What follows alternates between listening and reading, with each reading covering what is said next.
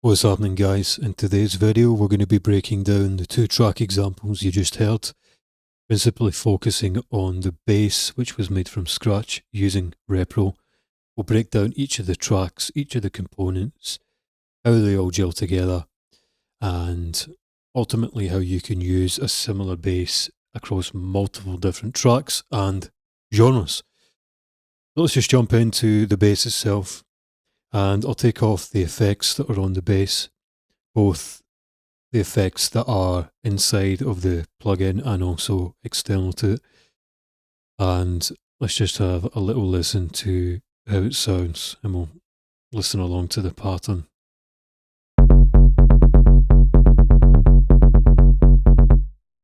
So you can hear there, very strong sub-focused mono bass staccato pattern, so it's a driving, marching pattern on F sharp, and there's a couple of intercepting notes on D2, so you're creating this kind of trucking, driving sound. And that's certainly what I was going for. So let's dive into how that bass is made. So as you can see here, my bass one, I've saved this as a preset. I suggest you do the same thing once you've made something that you like. Let's jump into the sound design of this. So oscillator B, we're turning up the mixer volume 100%. We're choosing a a square wave, and we're leaving the octave at 0. And we're dialing in 57% or 57 oscillator A. Again, it's a square wave we're using, and it's up an oscillator. Okay, so that's what gives you this sound. Next, we're jumping onto our filter section and our filter envelope. So let's start off with the filter envelope. So classically, we've got a slightly slow attack, 13 milliseconds. So with this type of bass, we don't want it to be too sharp. We want it to just groove along nicely. I'll explain what I mean by that in a minute. We've got a short decay, short sustain, and also quite a short release. So clearly, when we play the bass, we don't want the sounds to be too long. We want it to be contained, staccato, and we want it to gel and groove with the rest of the track and the kick.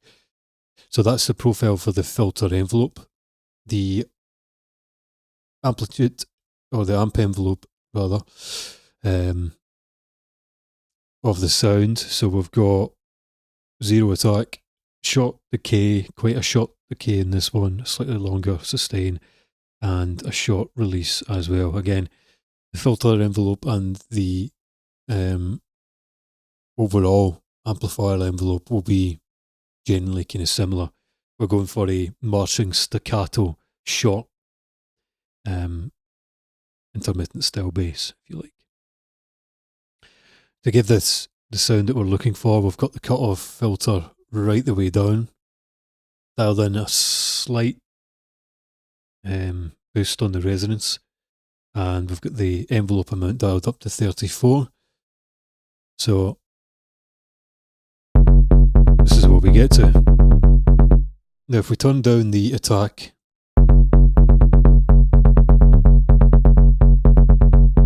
to turn her back up, it's not a huge amount of difference, but it just takes off that click. I don't really want that click amongst the bass.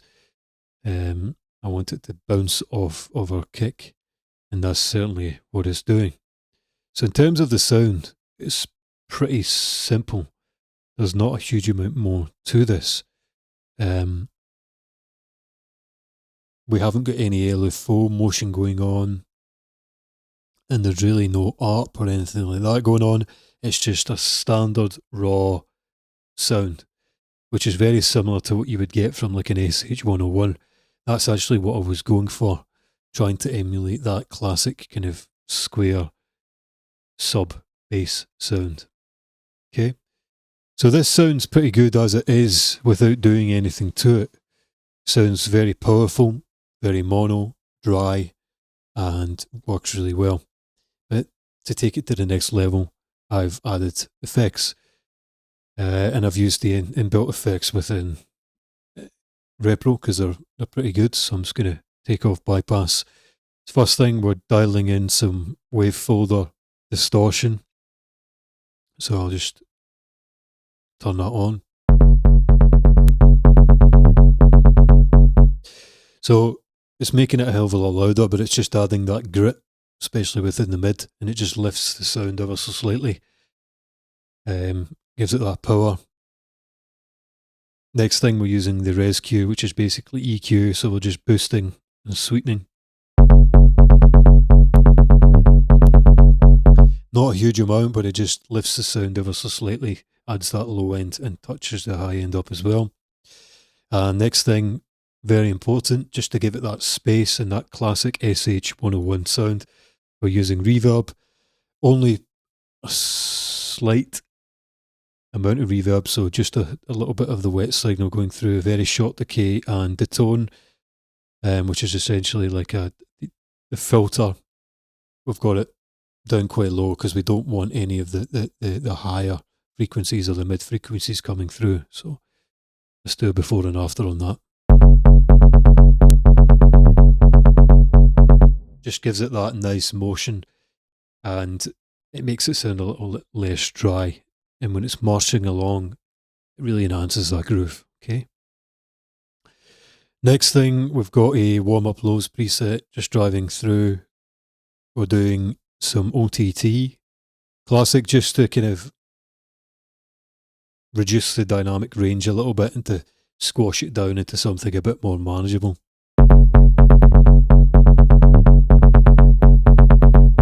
Really important with a bass like this, which is very vocal and very punchy and overpowers the rest of the mix. The OTT helps kind of squash and flatten profile out, and it makes it a lot easier to mix as well. Again, we're just using this sparingly. Next thing we're doing is using bass punch. So again, we've used the OTT to kind of flatten it. Now we're using the bass punch to really add that punch and attack back in. So profile is, we're basically letting through the whole of the signal. We get a very slow attack and an ultra short release, so you're getting that slamming punchy sound.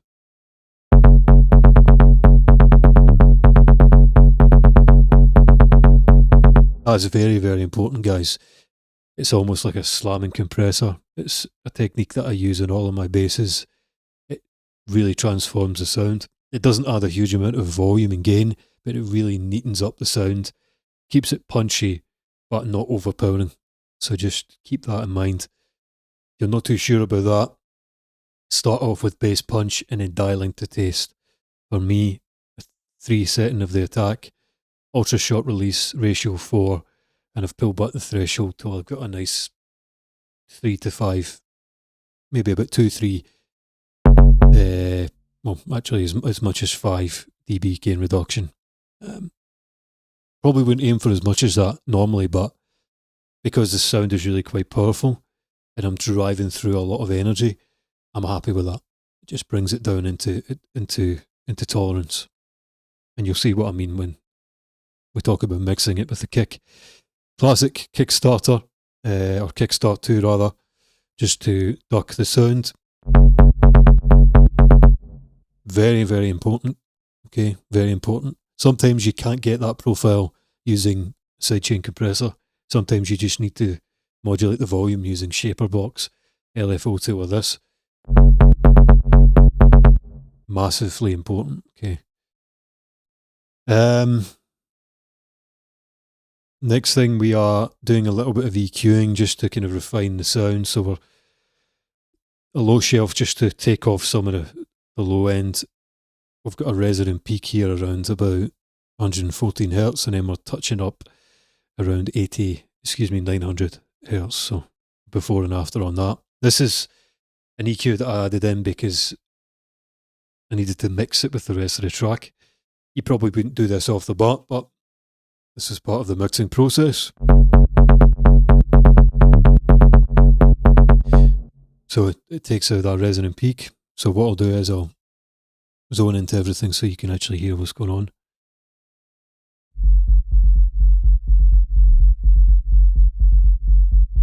contains that sub-frequency, brings it down so it's manageable and it doesn't oversail the track. See, when you're trying to limit the track and you're trying to add volume, because everyone these days, for some reason, if it doesn't hit -5 LUFS, if it's not incredibly loud, it doesn't matter. I am of the old school thinking that I quite like to have dynamic range in my track, not just a fucking wave profile that looks like a box, a solid box. Run over. But anyway, back to the point. I'm taking off some of that low end with a low shelf. Top tip here, guys. See if you're trying to reduce the amount of sub energy. This is a typical technique. Don't always go for a high pass because you'll get phasing issues and you can actually change the tonality of the sound. Use a gentle low shelf and just bring it down gently. You can even use a dynamic processing tool like this. I didn't need to. And it buffers it nicely. And what it means is if you try and compress and limit towards the end of your mastering chain, you don't have as much of that heavy sub energy that's really driving up the volume of the track, and you can get more out of the track overall. So you can hear what that's doing. Let's jump onto this. Do the same thing.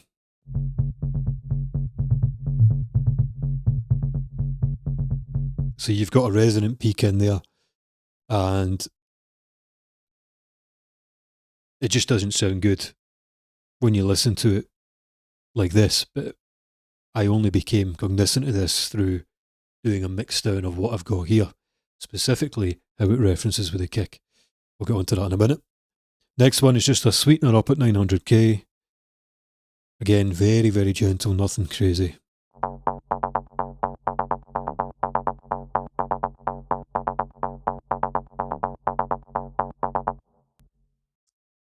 Pretty simple. Next thing, we've got a sidechain compressor.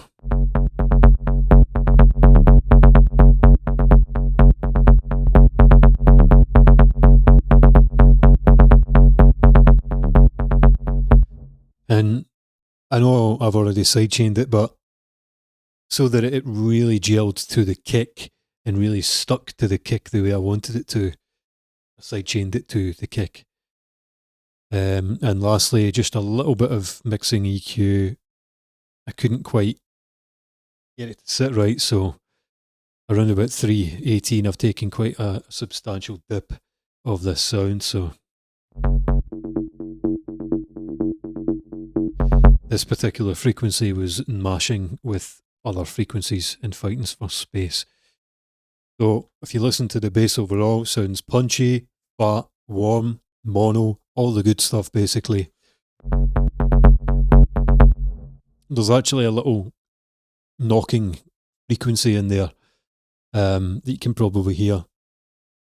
And it was something that annoyed me, but it actually helped the bass cut through the mix.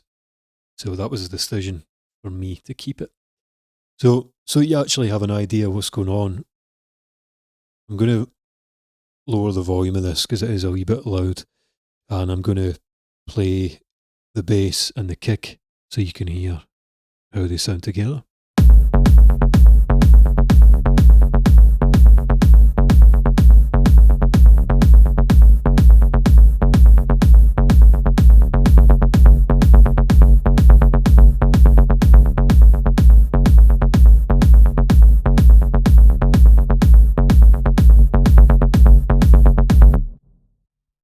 Now, thinking about it, I don't actually know if I had that compressor on or not. Potentially didn't actually, but I'm going to roll that back so that it doesn't squash it as much around the kick. But you can hear that these two work really well.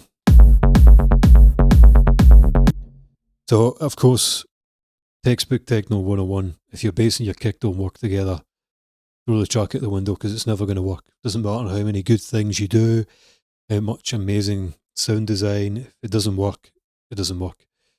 So let's just listen to our kick. Really punchy, nice kick.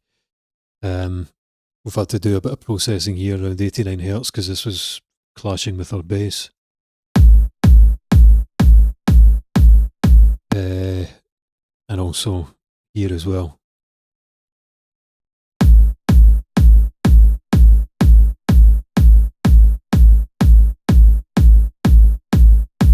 You can hear that dook, dook, dook.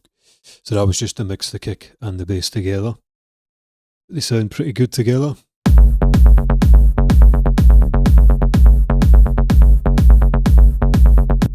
So that's the typical bass that you would hear in a lot of different techno styles. You'll hear this in deep house, you'll hear this in house, tech house, also in techno, melodic techno, deep techno, whatever this is, similar to that. And I've got some other patterns here so we can listen to some kind of different sounds.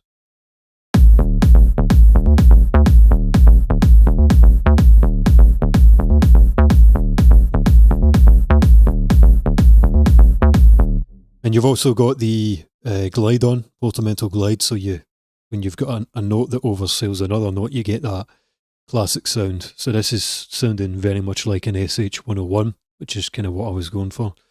Let's play something else. Classic offbeat note works pretty well. So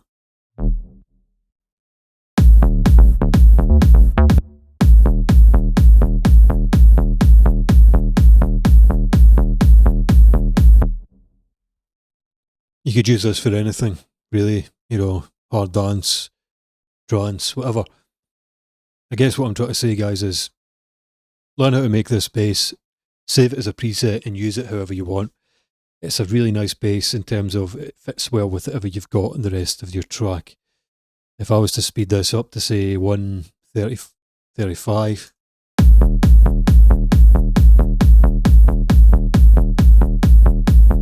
and if I was to shorten this sound a little bit, so maybe shorten the decay.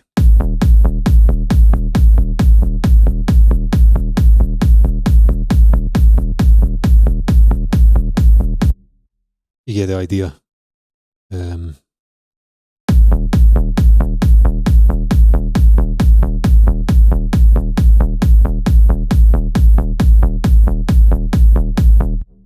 But I'm not going to do that. I'm going to go back to what we had before. Right, so now we've broken down the bass and how that sounds and what it's doing. Let's go back into the rest of our track and break down kind of what we've got going on.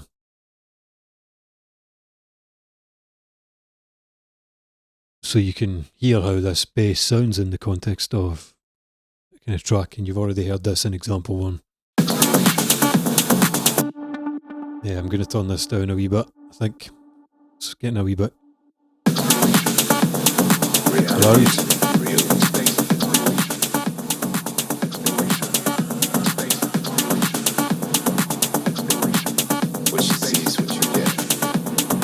So I'll play it in from kind of where it drops in, and then you can hear how it all flows together. Exploration, space exploration, space exploration, space exploration, space exploration, space.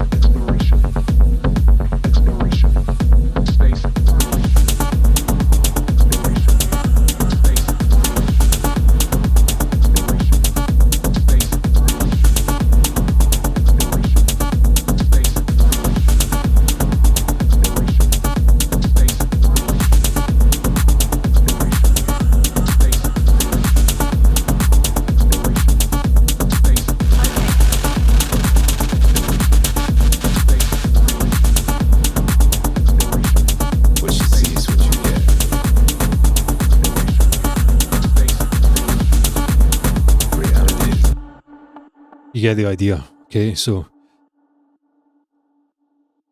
the way this bass works is it's not meant to be in your face. It's kind of meant to be this pulsing, marching sound at the bottom and back of the track, at the forefront of this track, bouncing down the middle. That's the kind of sound that I'm going for. And then you layer all this other stuff around about that. That's the kind of profile that we've got here. Now, the other thing that gives the sound the groove is I've added in this tom loop, and it sounded like this. Well, actually, I'll take off the processing.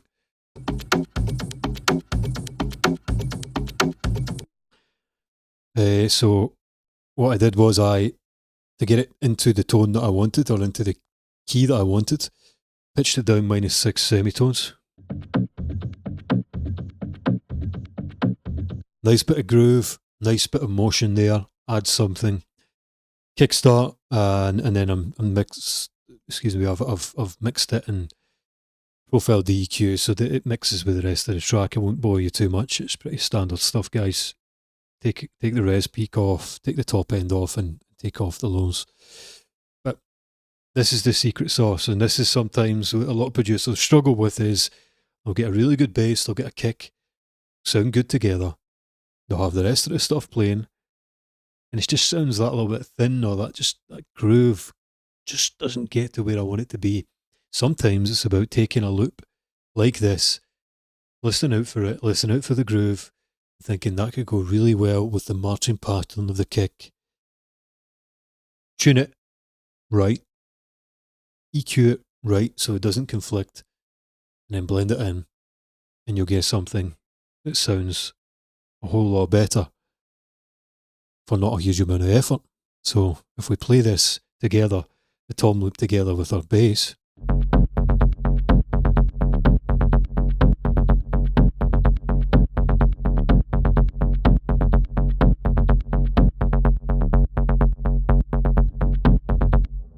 the tom loop isn't that loud. It's not in your face. You can't actually hear it that much. When you take it off, you hear the difference. When you put it on, it's not that clear. That's the point I'm trying to make. It's subtle things that you add in to get a desired effect that overall create a better picture, a better sonic picture for the rest of the track. So if I take off this tom loop and play you what I played before, you'll see what I mean.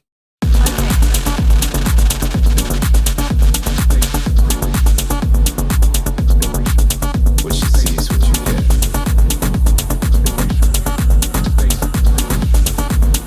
Reality is real. Just doesn't change the sound of the track too much, doesn't overpower the bass, isn't too in your face. It just adds to that galloping, marching sound that the bass is doing. So that's basically what's happening there. That's the key kind of constituents of the track here. We'll move on to the second track and how that works, which is basically using the exact same components.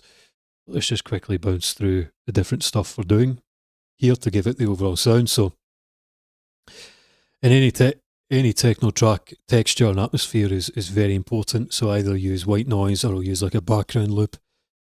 So here I'm using a kind of background noise loop with all the low end taken off, mixed very, very low.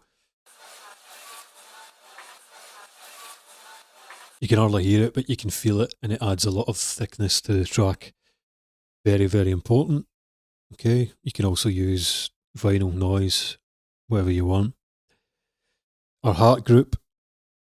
So you need to be pretty bang on with your hearts to make things work. So let's just listen to how they all sound together.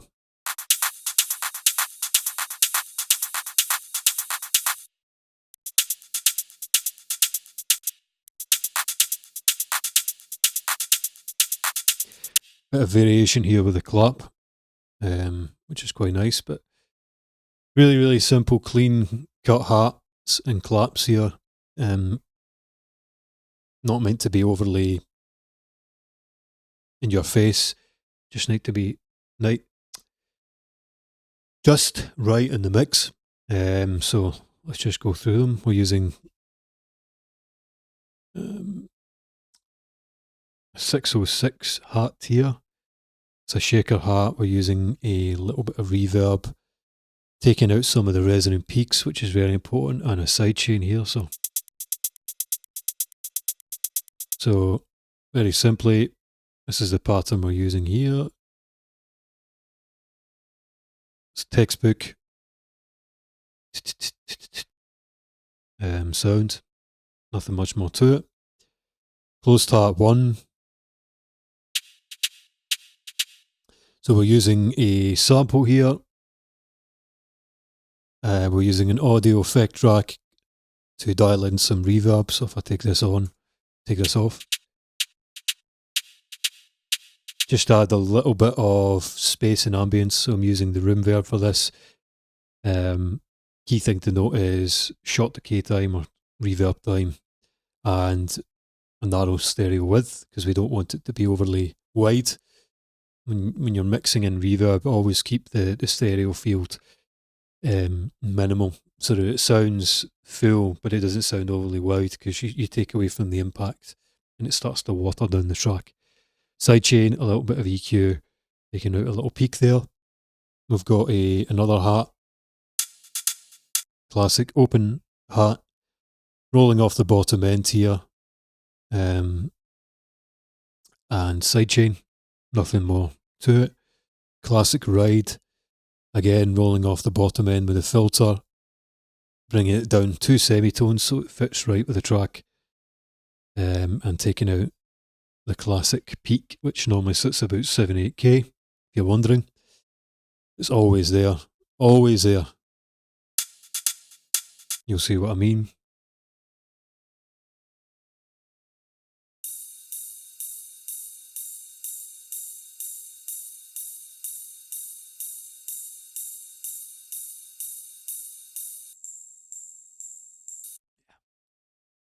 Anyone who's producing for a while knows exactly how to find that thing. As soon as you listen to a ride, you know exactly where that thing is. But typically 7-8K is where you get that whining frequency. And make sure you get rid of it, especially when you're layering hats and boosting top end frequencies on your master chain. We've got a vinyl hat here, just to add a bit more texture, rolling off all of the low end on it, because it was a kind of thick vinyl hat. And our clap, which is just a rustic clap, again, taking off the low end and a bit of sidechain compression. That's about it.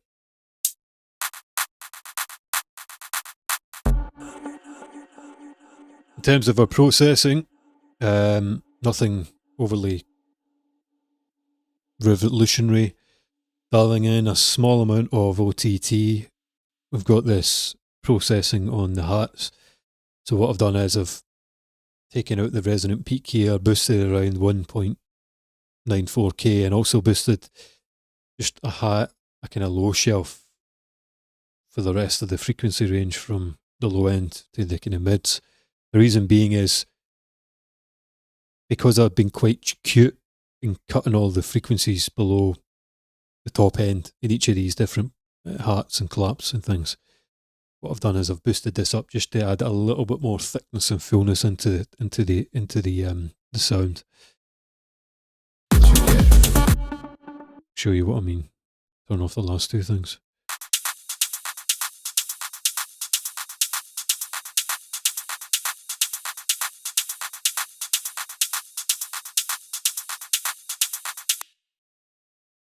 It kind of seems, if you think about it a little bit, counterproductive, because why are you boosting the low end on everything that's been cut and is predominantly high end? But it works, and you can hear what I mean.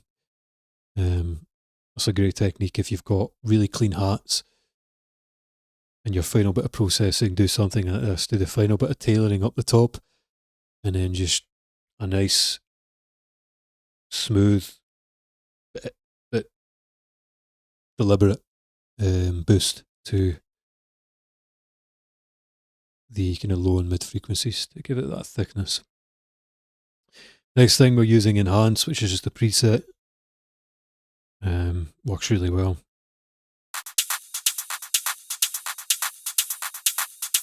Doesn't add too much volume, just adds a bit of crispiness, which is always nice. Helps make the hats sound less digital and more analog. And classic compression on the end. We're using 1176 just to basically add more volume and flatness to it. Nothing more. It needed it to balance it with the mix.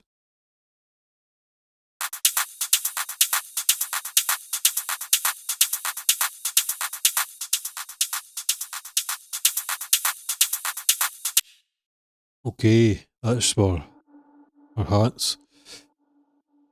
A couple other things we've got here.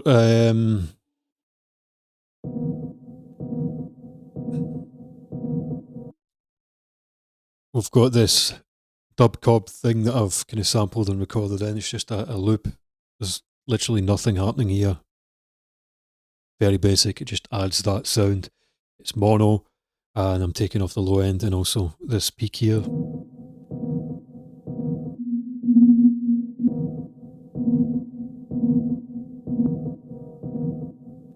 Okay.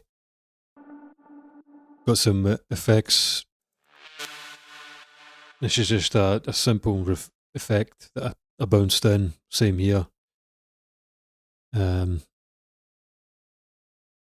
This.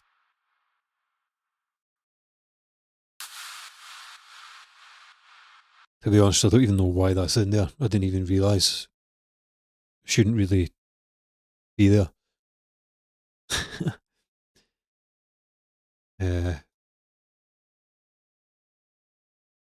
There you go. That should only be like that. Next thing we've got is this chop thing. Again, it's just a loop. It sounded really good and accentuated the groove and worked well. Exploration. Space. Okay. Again, sidechain. We've got a warm reverb long, which is basically automated at the build up, a bit of OTT, and we're using stereo width before we hit the breakdown,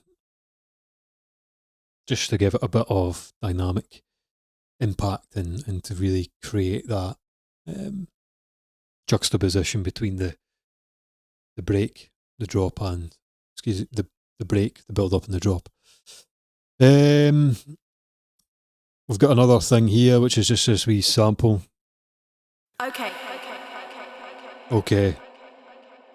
Delay, reverb, OTT, enhance, and some saturation. Fucking nothing special. We've got this kind of monotonous, but cool sounding vocal thing.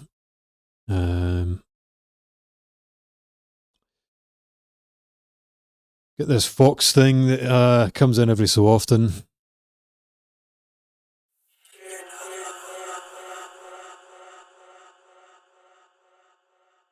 Cool. And then we've got a loop here.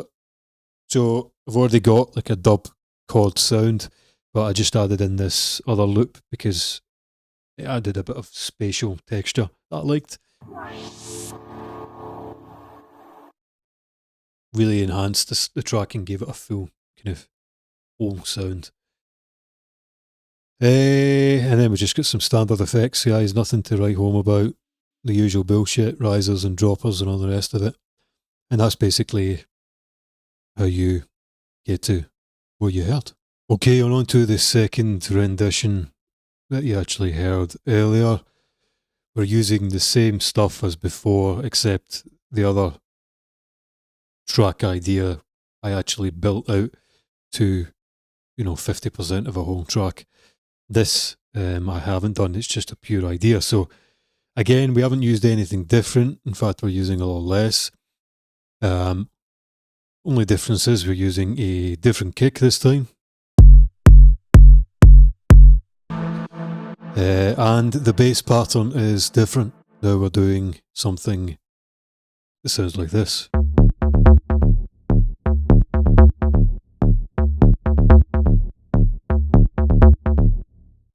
Same kind of idea, like a staccato pattern.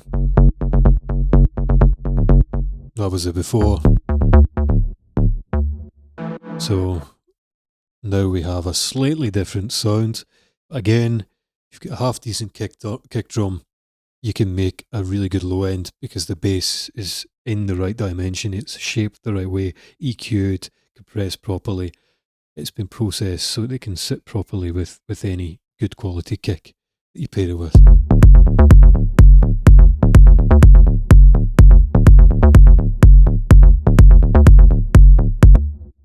So it's pretty cool. Really liking that. You'll notice the kick is different. Just to give you an example, here's another kick that we could potentially use.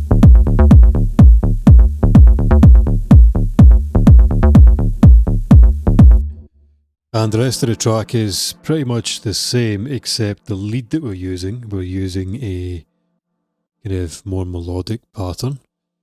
Let's just listen to this.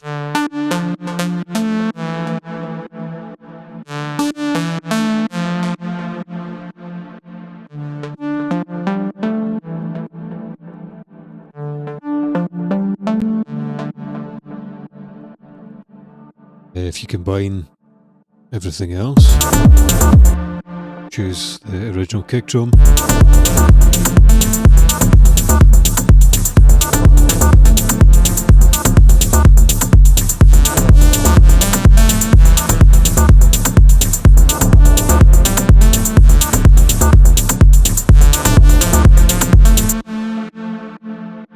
So you can see the difference between the two tracks, but the bass is the same and the kick drum's different and the lead is more enhanced. So I'll just reference between the two recordings here.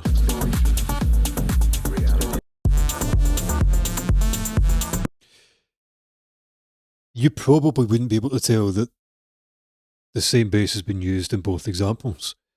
That's part of what I'm trying to emphasize here, is that this kind of SH-101 style bass can be used in so many different tracks and it's such a powerful bass to use.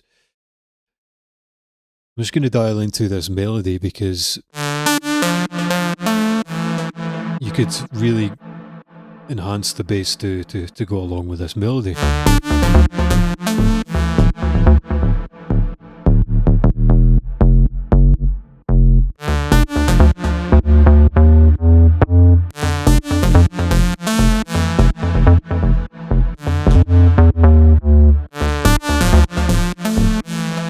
So that's the other thing about this bass, is it can be used in a kind of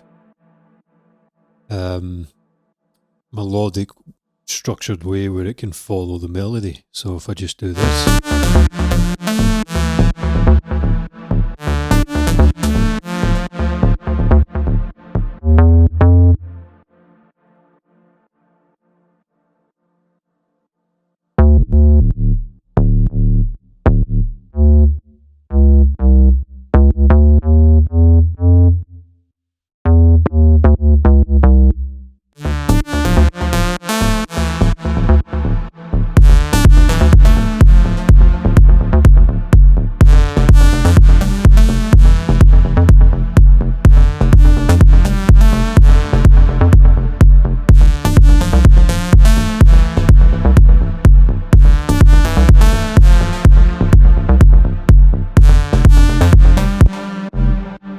You get the idea. We'd have to tweak these, but gives you an idea, guys.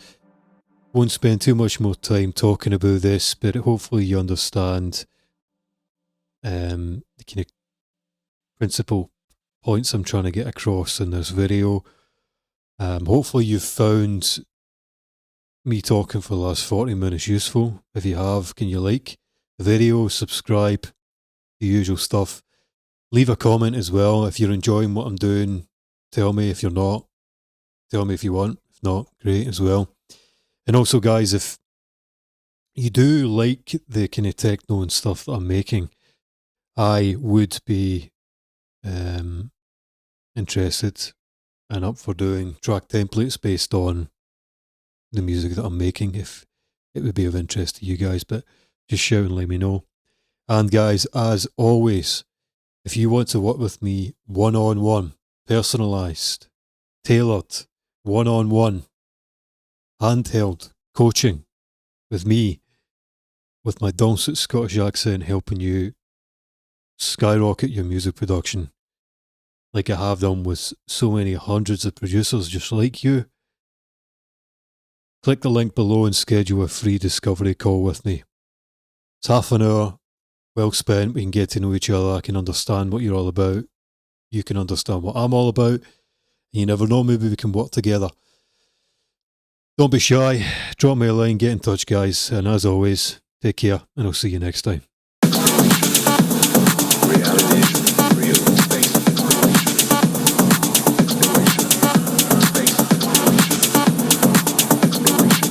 What you see is what you get.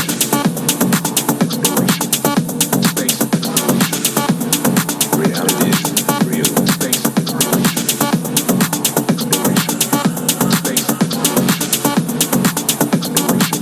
What you see is what you get.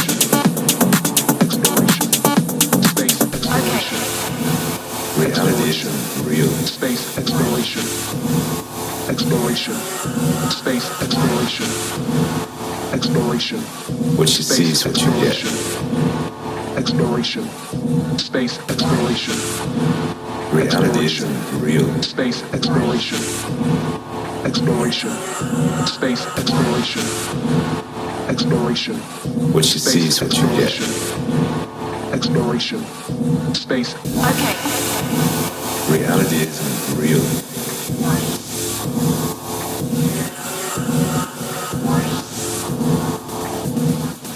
What you see is what you get. Exploration. Reality is real. Space exploration. Exploration. Space exploration. Exploration. What you see is what you get. Exploration. Exploration. Space exploration. Exploration. Space exploration.